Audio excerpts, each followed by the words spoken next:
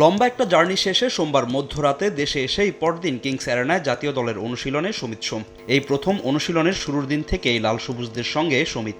স্বাভাবিকভাবেই লাইমলাইটটা নিজের করে নিয়েছেন কানাডিয়ান প্রবাসী ফুটবলার। অনুশীলনে আলো কেড়েছেন ফাহমিদুল ইসলাম। কার্ড জটিলতায় ছিলেন না ভারতের বিপক্ষে সিঙ্গাপুর ও ভিয়েতনাম ম্যাচ দিয়ে আবারও জাতীয় দলে ফিরছেন তিনি। চোট কাটিয়ে লম্বা সময় পর জাতীয় দলের অনুশীলনে বিশ্বনাথ ঘোষ।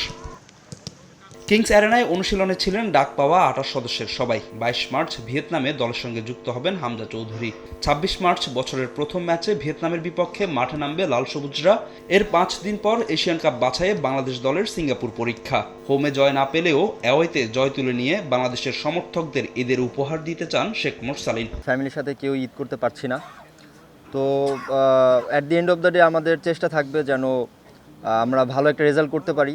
এই আসন্ন দুটি ম্যাচে আমরা দেশের মানুষকে উপহার দিতে চাই, জয় উপহার দিতে চাই, এটা আমাদের আশা থাকবে। সিঙ্গাপুরের থেকে ভিয়েতনাম আরও স্ট্রং, সো দুইটা স্ট্রং টিমের এগেনস্টে খেলাটা আমাদের জন্য ভালো হবে। এবং যেহেতু লাস্ট ম্যাচ এশিয়ান কাপের, সো আমরা সবার ভিতর একটা ডিটারমাইন্ড আছে যে উইন দিয়ে শেষ করতে চাই ইনশাআল্লাহ। ক্যাম্পের শুরুতেই দলের ২৮ সদস্যকে একসঙ্গে পেয়েছেন হেড কোচ হাবিয়ার কাবরেরা। এখান থেকে তাকে বাছাই করে নিতে হবে ২২ ফুটবলারকে। হালকা চোট পেয়েছেন শেখ মোরসালিন। প্রথম দিনের অনুশীলনে তাকে দেখা যায়নি দলের সঙ্গে। এক পজিশনে একাধিক ফুটবলার থাকায় কাবরেরার চূড়ান্ত স্কোয়াডে জায়গা করে নেওয়াই এখন ফুটবলারদের কঠিন চ্যালেঞ্জ। কোচের মন জয় না করতে পারলে আছে বাদ পড়ার শঙ্কা। প্রত্যেকটা পজিশনেই এখন হার্ড পজিশন ধরে রাখা, সো পটেনশিয়াল প্লেয়ার আছে সব। যে খারাপ করবে সে টিমের বাইরে চলে যাবে, যে ভালো করবে সে টিমের সাথে থাকবে। সবাই একসাথে ফার্স্টে থেকে শুরু করলে টিমের কম্বিনেশন ভালো হয়।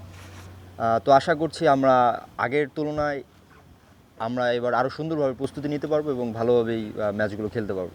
সিঙ্গাপুরের আগে আমরা ভিয়েতনামের ভালো একটি টিমের সাথে আমরা ফ্রেন্ডলি ম্যাচ খেলার সুযোগ পাবো। তো এটা আমাদের সিঙ্গাপুরের ম্যাচে খেলার আগে একটা বাড়তি একটা অনুপ্রেরণা বা সবাই নিজেকে ভালোভাবে আরও ঝালিয়ে নিতে পারবে। সিঙ্গাপুরকে হারিয়ে পয়েন্ট টেবিলের ২ থেকে এশিয়ান কাপের বাছাই শেষ করতে চায় বাংলাদেশ। সেই লক্ষ্যে দেশের মাটিতে কঠোর অনুশীলনে জায়ান জামাল ফাহিমরা। জাতীয় স্টেডিয়াম ঢাকায় অনুশীলন করেছে বাংলাদেশ অনূর্ধ্ব ২০ দল। আর প্রথম দিনের মতো কিংস অ্যারেনায় অনুশীলন করছে জাতীয় ফুটবল দল। দু দলের লক্ষ্য কিন্তু একটাই, সাফ অনূর্ধ্ব ২০ চ্যাম্পিয়নশিপে শিরোপা ঘরে তুলতে চায় বাংলাদেশের যুবারা। আর ভিয়েতনাম ও সিঙ্গাপুরের বিপক্ষে জয় তুলে নিতে চায় হামজা, সমিত, ফাহমিদুররা। এদিকে সাফ সামনে রেখে অনুশীলন করেছে বাংলাদেশ অনূর্ধ্ব ২০ দল। জাতীয় স্টেডিয়ামে যা ছিল ক্লোজ ডোর।